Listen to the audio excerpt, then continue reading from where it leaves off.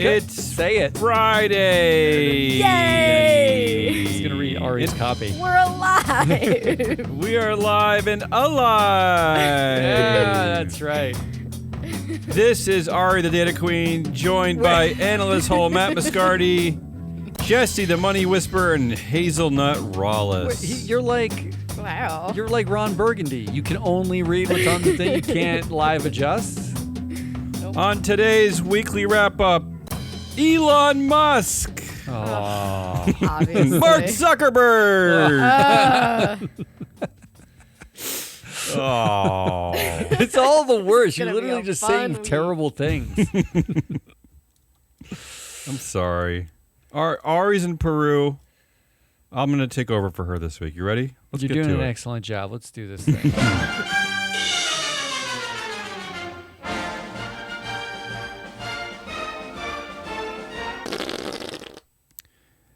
I assume other people are going to cover this story. I will be brief and succinct. Succinct, even? Succinct. Succinct. I'm channeling Ari. She messes up that word. Judge voids Elon Musk's unfathomable $56 billion Tesla pay package. That is right. That did happen. That's a and story. wow, a lot of people like it. Wow. Yes. I probably should stop. Feel. I probably should stop there. I know it's going to get all the votes, but I have two others. Mark Zuckerberg to families of exploited kids. I'm sorry for everything you've been through. Everything. Can I just say this Everything. that is yet another deep fake testimony in front of Congress. Yet another time that the CEOs of tech companies and social media companies have been trotted out in front of the Senate and Congress. But here's a few other things happening at Meta at the very same time. Ready? This is after he stood up, I'm sure in an unrehearsed manner, and apologized to this family. No, right? did you watch it? No, I- but he had to be cajoled, didn't he, to stand up? He was told by A the senator. To What do you have wanna to say? Do you want to say something? sorry to them? Do you want to say something to them? The parents are here. What do you want to say so to them? he didn't really do He- this he wasn't going to do this. voluntarily. So here's what else is going on at the same time while apologizing for everything you've been through. Meta, his company, and I do mean his company. Yeah, okay. that guy, one guy. Meta reports profits more than tripled, right? And it issues its first dividend, and Mark Zuckerberg himself will get $700 million a year from those dividends. Ah. And again, he is handing out $50 billion to shareholders in this dividend, and this is while all while his company cannot figure out how to get these to solve these child safety concerns. He's giving the money to his shareholders instead of making operations better to solve these problems. I'm pretty sure that this was a coordinated effort. Like, you go to Congress and you say, we have a child sexual exploitation problem on our platform. Oh, and P.S., here's $50 billion. Now complain. And the third story of the week is kind of a free-floaty story. I haven't seen a poll like this from before, so I had to report on it. This is from Fortune. The headline is Elon Musk and Bob Iger. I should have asked you guys this as a quiz, but I blew it.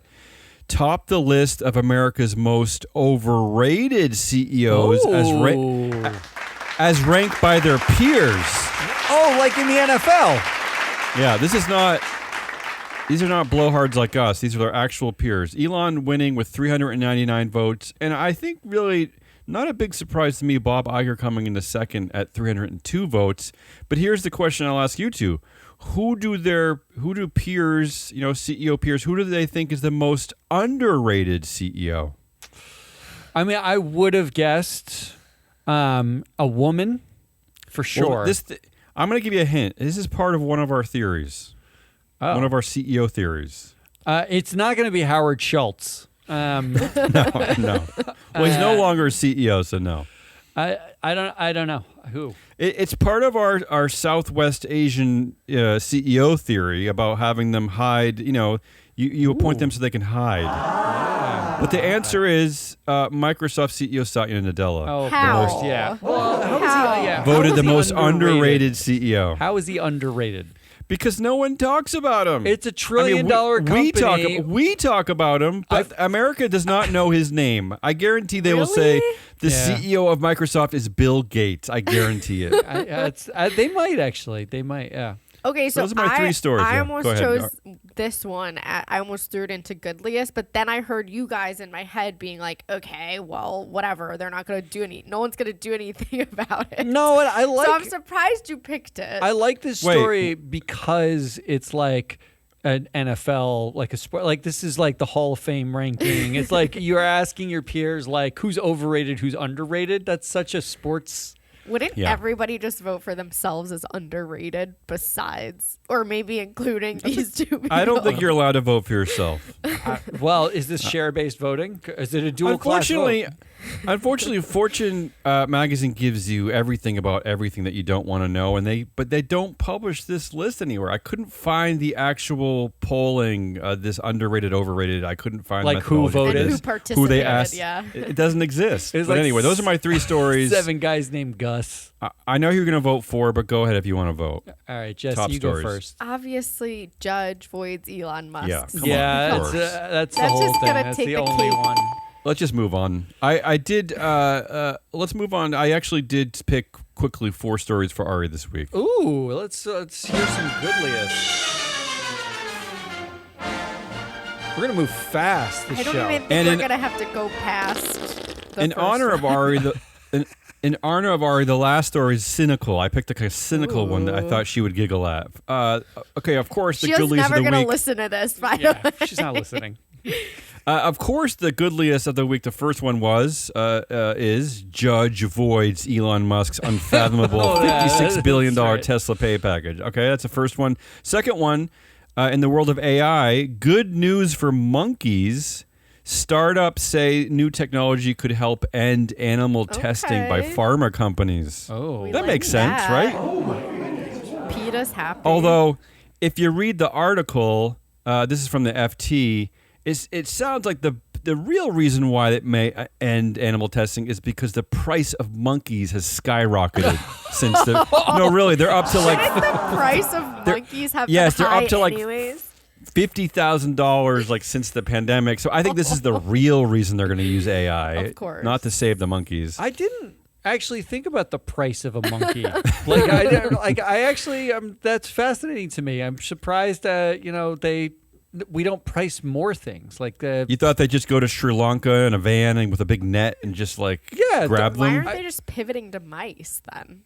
Those Well, they can't do a lot be of rabbits. They do a lot of $50,000. rabbits. Oh. Well, because monkeys emulate I us didn't better, know don't that. I didn't know they monkeys tested are on 98% rabbits. human. So yeah, of course they test on rabbits, mice, I'm rats. depressed. Okay.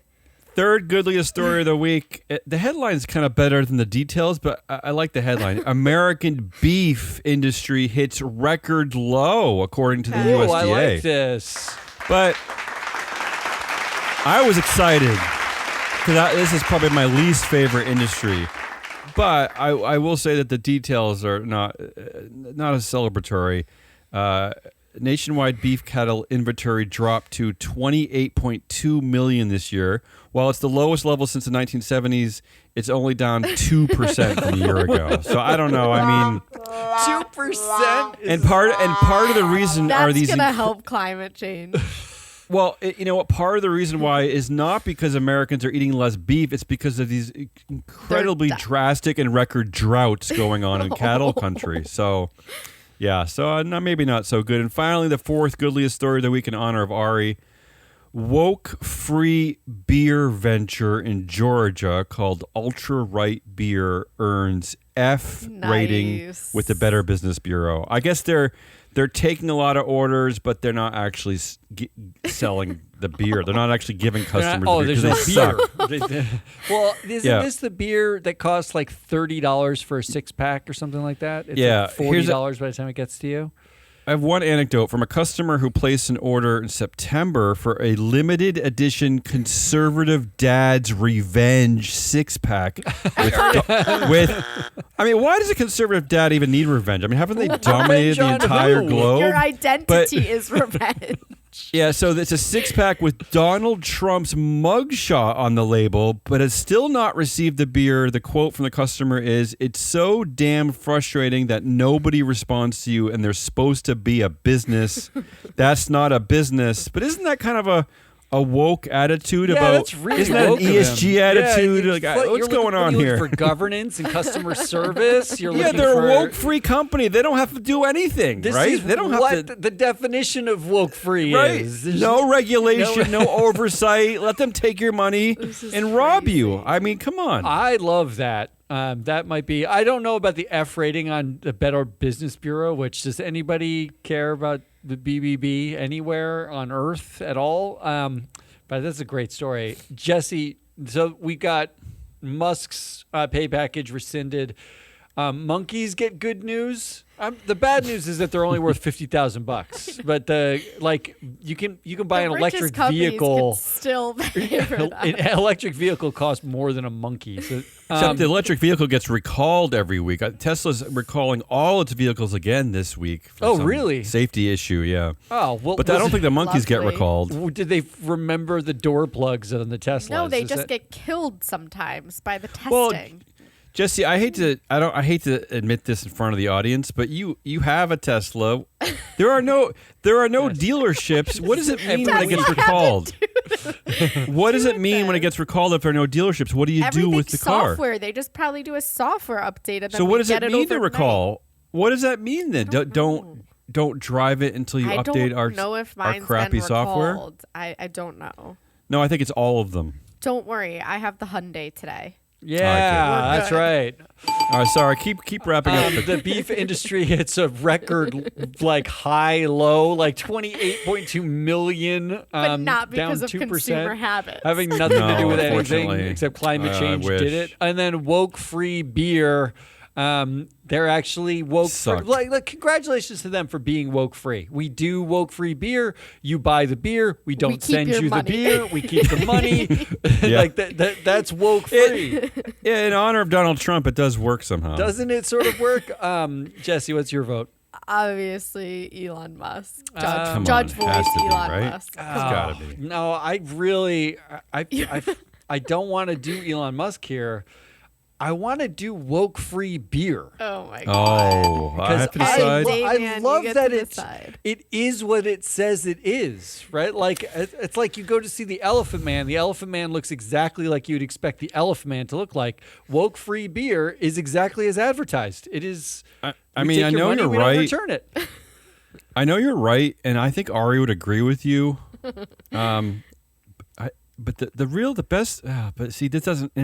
I want to vote for Elon Musk, but it's not going to affect him at all. He's gonna move to Texas. They're gonna win on Yeah. appeal. This And is- they'll recreate another pay package that's even worse, probably. I'm sure actually somehow guys they'll are so fire cynical. the judge I know, who I had know. this I really think it is a huge story, but I actually don't think it's good because I think it coalesces people it's good. around Musk. He's That martyring might be himself. true.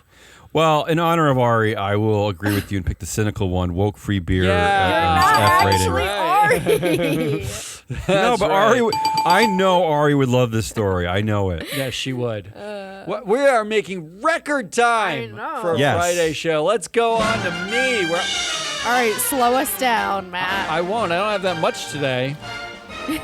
I got 3 options, and they're all basically headline options. The first one is deepfake governance. It's deepfake yeah. week. It was a lot of stories that just made me think everything's a big fraud. Everything's I was going to pick your completely first. I was going to pick this story. I'm glad you're covering it. launching Deepfake Governance Week was Stuart Kirk, who used to be the head of responsible investing. Whatever that means. Responsible investing at HSBC. Purposely vague. Penned an op-ed called "We Are All Hypocrites on Corporate Governance," which got sent to me a dozen times. Yeah. And when I just read the headline, I was like, it's true. we are all hypocrites on corporate governance. Nobody's actually doing it, and that's a horrible thing. They say they're doing it, but they don't do it. They don't vote out directors, the engagement teams. But that's not what he means, Matt. But what he was saying was that because we say we do governance and we only care about the money, we're hypocrites for even doing it at all. We should just not do it. It's pointless. We don't need it. He basically tried to lay out a case about how pointless it was. With no irony, because just this week, here's 4 stories. I'm just going to rip through the headlines. Only Tesla shareholders can clean up Musk's compensation mess. Bernard Arnault names 2 more sons to the LVMH board. And How he many cites sons that. does he have? Yeah. Who has more, him or Elon? Yeah, he cites that. Stuart Kirk actually mentions that in his write-up too. And I think Bernard Arnault has less sons than Elon. His point being, who cares if the company makes a lot of money? Yeah, Stuart Kirk's point. Norfolk Southern books $150 million charge for Ohio incident. Stock drops after profit falls below forecast. WWE founder Vince McMahon resigns from TKO Group after being accused of sexual assault and trafficking in new lawsuit. Well, that's this week. I would suggest, Matt, that you left out maybe the biggest one is that we're forced to deal with this dictator at Meta, right, who is apologizing to families for everything that you've been through, to exploited children because there's no oversight at his company. Don't worry, that comes in my next asshole Okay. option. Okay. Like there's just, but my point is, why would governance be necessary at a place that is exploiting children? Could you literally make a worse op-ed case for why governance doesn't matter? We should only care about money. In the same week that we can pull a half dozen headlines all about governance and how it failed and the repercussions of it. So number 1 option is deep fake governance and Stuart Kirk. Stuart Kirk was asshole of the week 2 years ago when he was at HSBC and he had that rant about climate change. I think you weren't here for that, Jesse, but he went up at a conference and gave a whole talk about how ESG was basically a big con and climate change was for shrill, I don't remember. He's like, I'm not going to listen to the shrillest voice in the room. He wasn't in on climate change. He was the head of their ESG, responsible investing. Number 2 option, deep fake safety. Here's the headlines. Are you waiting for applause there? No, because I control the applause.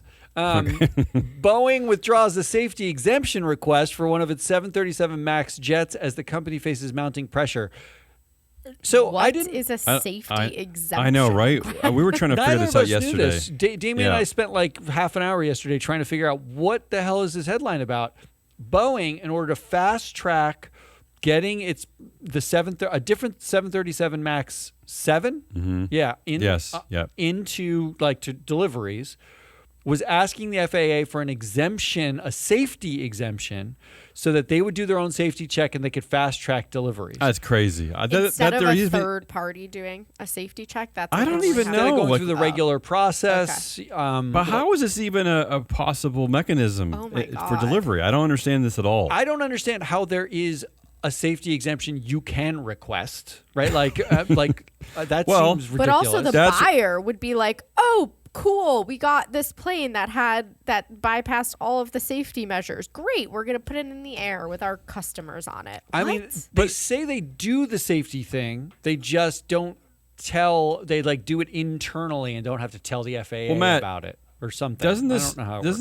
Isn't this like direct evidence of blowback from your research on network power, right? Because it's only a man who has such a crazy amount of network power that would have the audacity to ask other people in power to let him bypass safety protocols for airplanes. Right? It's because he has a lot of friends, right? And meanwhile, in headline number 2, Boeing suspended its financial guidance and said it's focused solely on comprehensive actions to improve the quality of its planes. So in the same week that we find out they were asking for a safety exemption, they're now not telling investors how much money they think they're going to make or lose next year because they're so focused on safety. That's what they're focused on.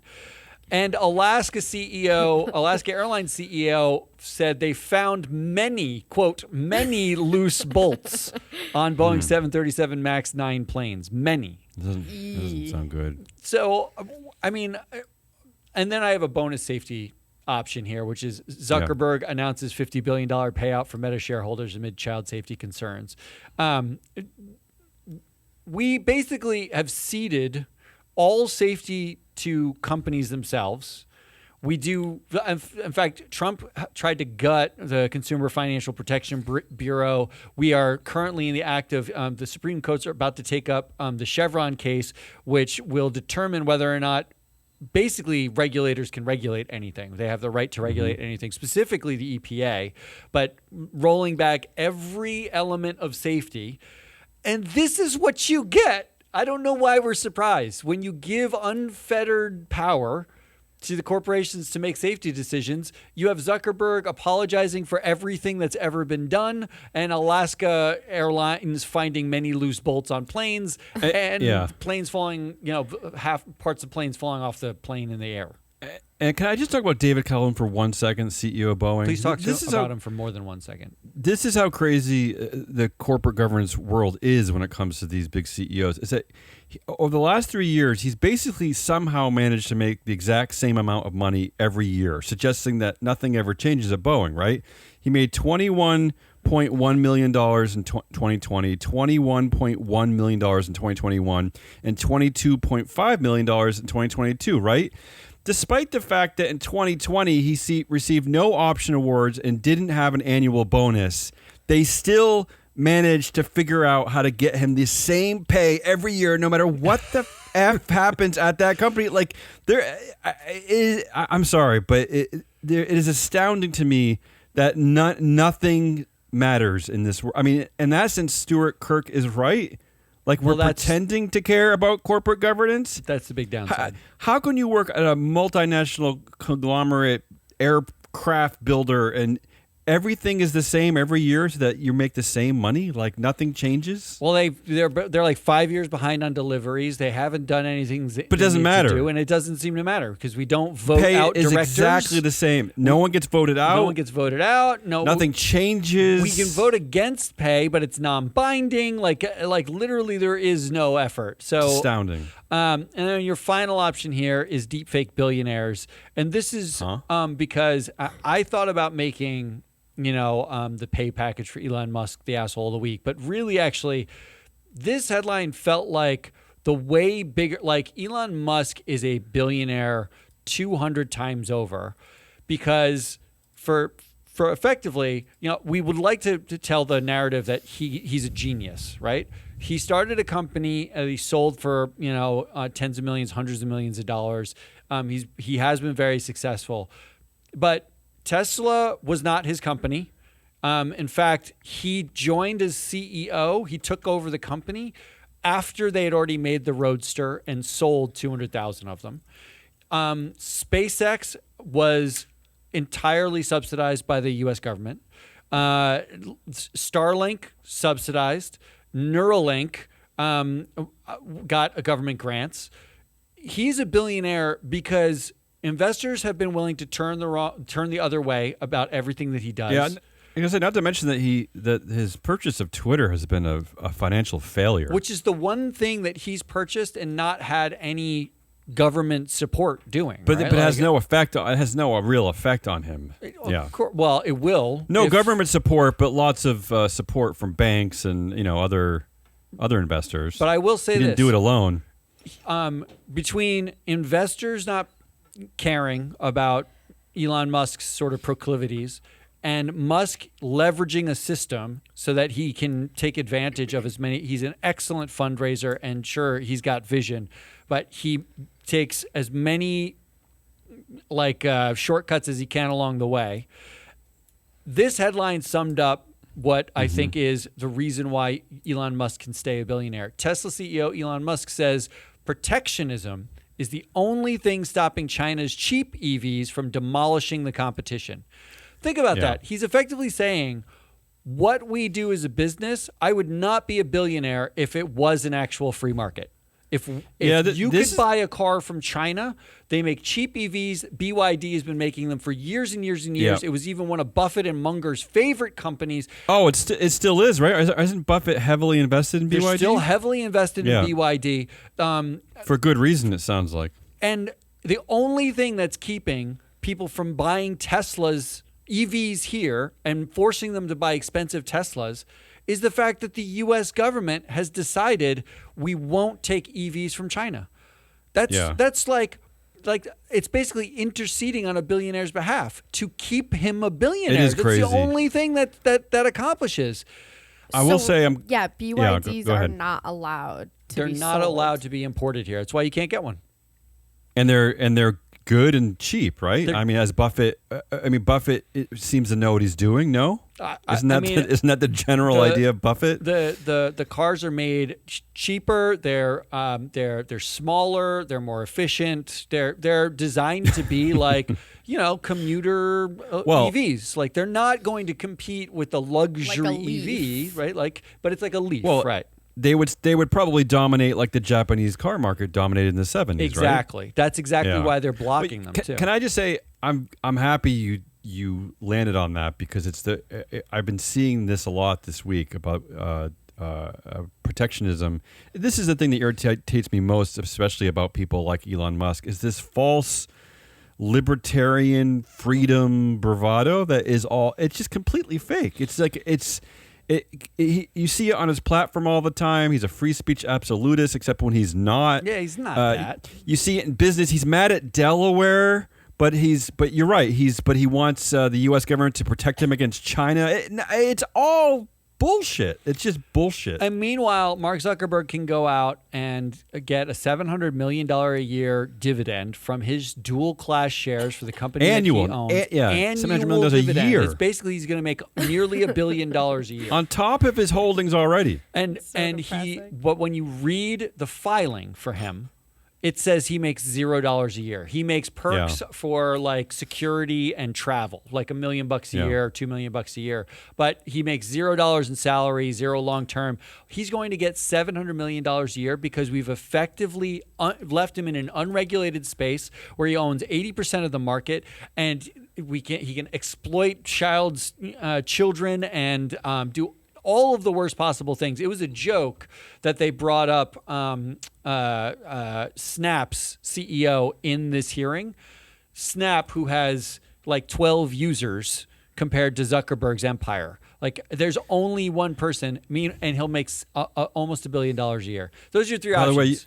way, I will say this: you're underreporting the cost to the company for his security costs. The last 3 years, Meta spent over $40 million on his personal security. Yeah, that's right. Yeah, it was a lot. Yeah. There are three options: they're deepfake governance, deepfake safety, or deepfake billionaires. Oh, asshole of the week. Asshole of the Jesse, week. You have a thought here? Oh boy. Oh, this is a tough one. I feel like I could go in asshole any is direction, always hard. so I'm just gonna let Jesse go. Then I'll go in a different direction. Deep fake governance because we happen to be like some of the only people talking about it. So That's true. I like that. That was gonna be this my. was a good take. Yeah, I agree with Jesse. That was good. That was gonna be my vote, but I want Matt to weigh in. The other two are pretty compelling too, though. This is one of your more they all successful weeks, Matt. I gotta say. Looked simple, but you really made the I didn't have to case. do any work. It's all headlines. I know. I didn't write a thing. Just pulled the headlines. Well, it's funny. It's all under the umbrella of deepfake governance, though, because your deep fake safety and deepfake billionaire. It's just sort of the same story continued. I will go deepfake billionaire for my asshole. It drives me nuts that when Musk admits that the only thing stopping him from effectively getting demolished is the country has decided to disallow cheaper versions of what he sells in the country for reasons that are unfathomable in some ways. But I'm going to go with Jesse on this one. It is deepfake governance. And I'm going to do it because the worst part about it is Stuart Kirk's headline of the op-ed was, "We are all hypocrites on corporate governance." Yeah. And 98% of what he wrote is totally wrong. But he's totally right that we're all hypocrites on corporate governance. We have all these shareholder rights. We have these votes. Investors fight to get the rights. And the number of directors voted out in any given year is 0.2%. 0.2% of directors get voted out in a year. Why bother having the rights? You are a hypocrite if you're not going to use it. But you're a hypocrite in the wrong way. This 100% matters. Use your power. Do it. I also hate the childish way that he presents arguments. So he does this thing where he kind of cherry picks facts. He doesn't. He does the Tucker Carlson. Yeah. Yeah, he's not speaking to the whole. He finds little talking points that are going to make you like titter and teeter and tell your friends. So he uses the examples of Enron and WorldCom, which really I just think is so childish. So he says certainly the 11 independents on Enron's 14-member board didn't help much, right? So there's that little throwaway line, and then there's this, which I don't even. He's like. He says almost half of WorldComs were outsiders too, but the whole point is that the governance world would say you need more than half being outside. The joke. So what is he even saying? So that board was majority non-independent. So why is he even using WorldCom as an example? Well, right? Because there aren't any. All the other examples. In fact, when you dive deep into Enron too, everyone on that board knew Ken Lay. Right, like they were all friends of his, or like that was. Yes, it was before the corporate library and MSCI came up with this distinction of evaluating director that the company itself would call them independent, but the ESG data providers would look into it and realize that they're actually not independent, so they would call them outside related, which means that they're actually related to management. So that methodology didn't exist in 2001. Well, that's the funny part. He's using that. He's being like, well, Enron happened and they had independence, so governance must not work, right? Like, but he's also saying, but again, in the same breath, he's saying WorldCom also happened, and there was a majority non-independent director. So I don't even know what's the point there. What is his point? I don't know what he's talking about. So that's the winner. That's the Assolius of the week, which means we're all exhausted. Idiot. Come on, Stuart. Come on the show. You know you're an idiot. It's not done. Okay, so I've got a few stories that are going to sound familiar, and then I've got one new one. Well, they are exhausting us. They're supposed to be. They are. You. All right, first up, Meta investors. Very exhausting. Meta stock, we know this, went up. Mm-hmm. It was already at an all-time high before its earnings call. I didn't realize that. Yeah, shot up 12%. Despite reporting $16.1 billion loss on the Reality Labs division. This is what brought those virtual reality glasses. And announced stock buybacks, issuance of dividends, which we know is going to bring Zuck $700 million. Annually. But what investors aren't focusing on is the fact that Meta's bottom line was boosted by 21,000 layoffs. That's true. Yeah, it was the year of efficiency. Which is a 22% decrease since November of 2022. So just a little over a year ago, 22% less employees, and something that they call facilities consolidation, which is combining offices and then making people come back to those offices that are probably not as convenient for them to get to because they've consolidated. So why is the focus like, oh, wow, great, we're getting dividends, which benefits Zuck directly, but not, oh, they laid off 21,000 people, probably replacing them with AI, but also probably a large majority of those were people working in like for safety and things like this. I was gonna say, what about content moderation, safety? Hello, I mean, totally.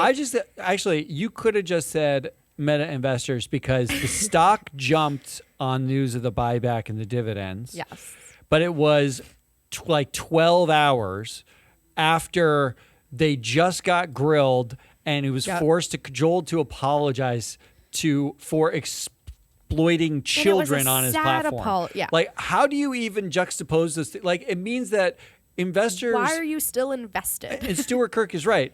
In this regard, investors care so little for the negative externalities of the thing as long as the thing makes them individually money. That's it. Which is wild because this specific externality is the future of our country. These are children that are being harmed. Yeah, but we don't have to worry about that until later. That's what therapists are for. I'm sure I'm sure a lot of these investors have their own kids that are on this platform seeing harmful things. So anyways, Meta investors, what the fuck are you doing? Like, just sell.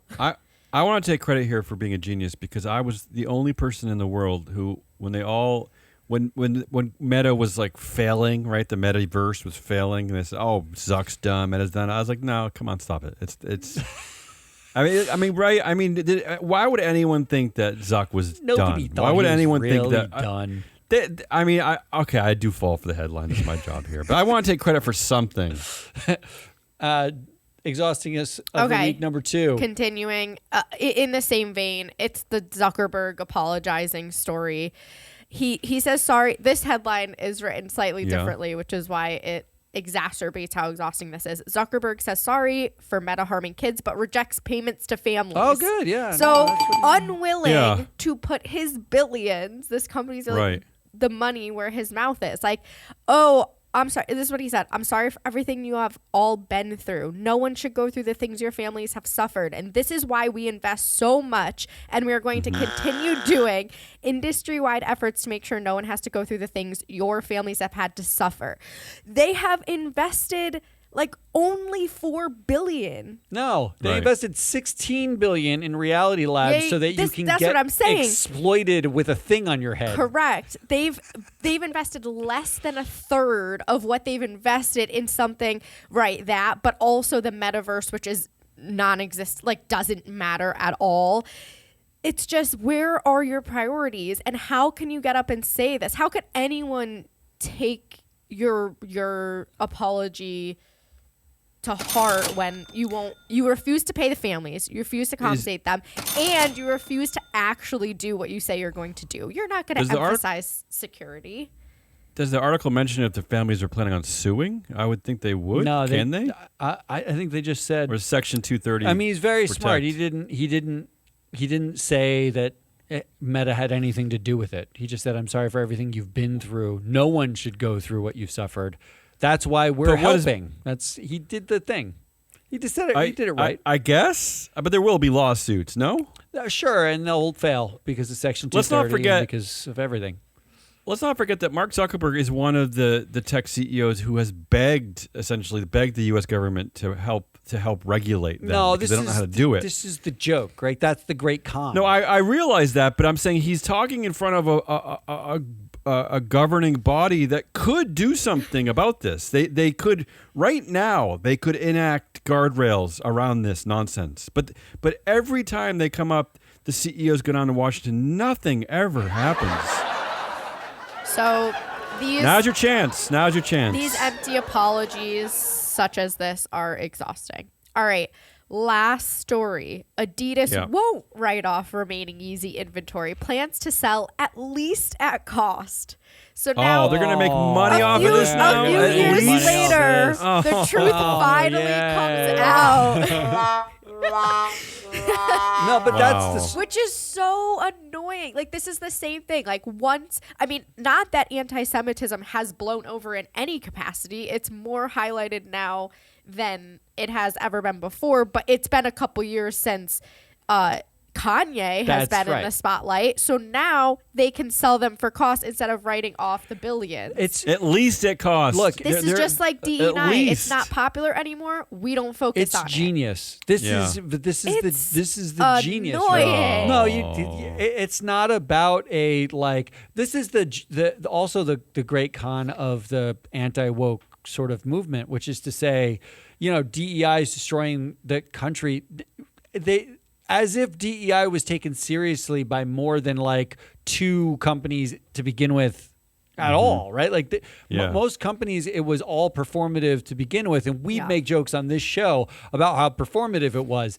Now there's a backlash to it. Adidas is a perfect case study. They will not sell the Yeezys until someone's not paying attention. And then they're like, now we can sell the Yeezys because no one's paying attention. It's not a hard moral stand. They're not saying anti-Semitism is bad. They're saying that anti-Semite cost us a lot of money today. If we wait long enough, we'll make it back. It'll be fine. Yeah, well, this is the same guy who, within the last year, right, went on a podcast and said that he was a good guy. Yeah, Kanye's misunderstood or something. Misunderstood like that. Artist.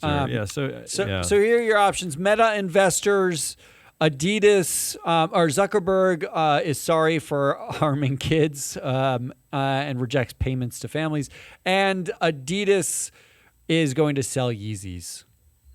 I'll go first because mine. I think it's an easy vote for me.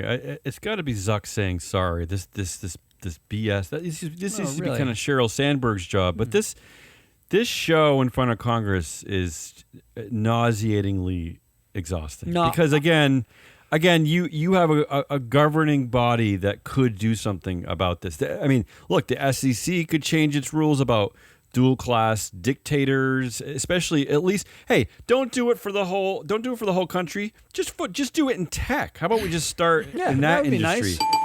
Nice. Or we could just get rid of Section 230, or we could just do whatever. I mean, you could just govern. You could just do your jobs, but it's just exhausting. And Zuck is part of the reason why reason why I'm exhausted. But there are many hundreds of other reasons. Well, I'm gonna go with Meta investors actually, which I think is the right answer because. But who are Meta investors? Are you talking about people other than Zuck, the minority investors? This is an ongoing string of when you cut staff, when you you pay a dividend or a buyback, the shares go up regardless of any external negative consequences. But there's no checks or balances. But it's him. It's him. Well, sure, for the vote, but why would anyone invest in the company at all? I hear you. Yeah, it's like tobacco or big oil or whatever. At some point, you're making a choice. You're making a choice to hold it, or you're not going to the MSCIs or the FTSEs of the world and saying, take this off your index. It's uninvestable. It's a fake public company. It's one billionaire dropout college kid. It leads to child exploitation on a regular basis so much that your CEO needs to stand up in front of the U.S. Congress to apologize. That's what we're talking about today. That's a pretty bad company. That's a bad company. We're only talking about that one today. I know. I'm just saying. Like 20 years of horrible shit. But the parallel to big tobacco is clear. It is a clear parallel why many investors stopped investing in tobacco. Right? It's a clear parallel to me. So I'm going with Meta investors. Jesse, break the tie. Okay. Or make a three-way tie. Ooh. Wait, can she? Is she allowed in the bylaws? I believe in the governing. She was upset by Adidas. Yeah. But no, it's got to be one of these. Ugh. Okay, I'm going to go with investors. Not because Matt is right. I think it should be. I think it should be. They could take action quicker than anything else that's going to happen. I don't know. I'm going to go with investors. And the right answer. Users. I'll say users as well. Too, but investors definitely. Investors definitely. Just sell today. Sell all of it. That brings us to winners and predictions. I love how fast this show is going. It's a great time to divest. The stock hit an all-time high. Get out now. You made your money, right? You won. You win. All right, who won the week? Damien. For me, it's very easy. I mean, this is a no-brainer, probably the most no-brainiest I think I've ever picked. That's Chancellor Kathleen McCormick, the first woman to lead Delaware's Court of Chancery. The judge with this incredible 200-page retort to Musk's pay package. Elon Musk's unfathomable pay package. Yeah, I'm agreeing with you. Hands down. She's a free float hero for us. I would go with her, but I actually think the winner here is Elon Musk. Don't be cynical. Don't be Ari. How dare you? Look, I think that this is actually works out in Musk's favor. I think actually that she struck it down because she's doing actual governance, points out exactly what Stuart Kirk is talking about, which is the giant hypocritical divide between investors who 70% supported the pay package and reality. like the reality of governing. I think Musk is going to win at the end of this. Predictions. He's already a winner. Predictions. I'll go first because mine's not is related only to our company. After a disturbing ayahuasca trip in Peru, Ari comes back to the Friday show next week and changes her opening tagline from "We are live and alive" to "We are undead and pre-dead." Oh. I'm not even sure what that means. That's Doesn't awesome. matter. Jesse, what's your prediction? I got to read a headline and then I'll make my prediction. Yeah. Ex-CEO Ooh, I like Linda it. Yaccarino to outline platform's measures against child sex abuse at Senate hearing. I think Musk is going to take this opportunity to fire Linda Yaccarino for being too woke. Every time. You say that every week. You do. Well, it's going to Every week. happen. I'm just waiting. You'll be right one No, week. usually Well- I have a prediction about Taylor Swift or something. Can I That's say true. this, Jesse? The company already made a fake pledge. No one Yeah, covered this. They obviously. made a fake pledge this week to open up a content moderation center in Texas with quote unquote 100 Of course, content Texas. moderators with no plans. There are there's th- no- they- yeah, there's no there are no place. details on this plan. Nothing. This is how Elon operates. He just makes up stuff, and the investing He just world puts it on. He just puts it on listens. Twitter. They're gonna lease, Do it on Mars. A small Do it on office Mars. across from a dentist. And Yeah. all right, which brings me to my final prediction of the week. I predict that Kimball Musk will resign. You know, I was going to have the same. Can I just say, before I did my goofy Ari prediction, I was going to do the same thing, but I realized that last week I predicted that he was going to be off the board, so I can't do it 2 weeks in a row. I predict this is the straw that breaks Kimball's back because he was prominently listed in the 200-page document from Kathleen McCormick. Well, I was going to say he was going to be the sacrificial lamb, right? Like he was going to be like, okay, we'll get rid of Kimball and it'll all be fine now, right? Wink, wink. I'll say this. On our way out of the show, because this computer just somehow died, Kimball Musk will resign because he cannot take the work. The statement will Too much be, effort. it's been He's too much already made effort. enough money. That's it. That's Throw him in the volcano. That's Hazelnut Rawlis. And we have Jesse the Money Whisperer. We miss Ari the Data Queen. I am your analyst, Hole Matt Muscardi. We are Free Float. Come back next week for more stuff. Until then, goodbye.